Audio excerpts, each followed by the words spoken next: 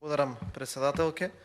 Имено предлагам со овој амандман, согласно одредбите кои што ми се дадени во деловникот, во раздел 05001 Министерство за одбрана, во програма 1, во подпрограма 14 Реформа во Министерство за одбрана, во првата подколона од колоната расходи на основен буџет за 2022 година, во ставката 431 трансфери до фонд за ПИОМ, износот 515.000 се заменува со износ 715.000 и во раздел 09002 Министерство за финансии, функции на државата, во програмата 2, во подпрограмата 20 функции, во првата подколона од колоната расходи на основен буџет за 2022 година, во ставката 464 разни трансфери износот 250.000 се заменува со износот 51.000.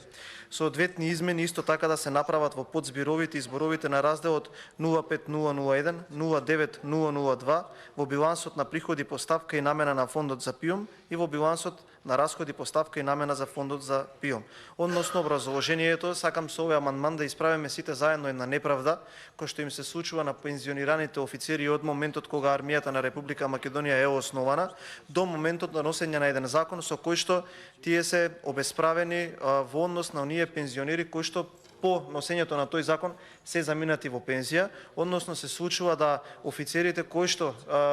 ја оформиле армијата на Република Македонија, дури и да имаат повисоки чинови, дури и да имаат поголем стаж, земаат многу помала пензија од оние нивни колеги кои што имаат можеби избројна стаж или исти чинови, а кои што се заминати во пензија по носењето на тој закон. Се работи за една нивелација на пензиите за да можат сите офицери на армијата на Република Македонија кои што се во пензија да го остварат своето право на пензија под еднакво како и нивните колеги кои што во овој случај се привилегирани во однос на овој закон. Благодарам. Ви благодарам и јас на вас, министерот за финансии да се произнеса.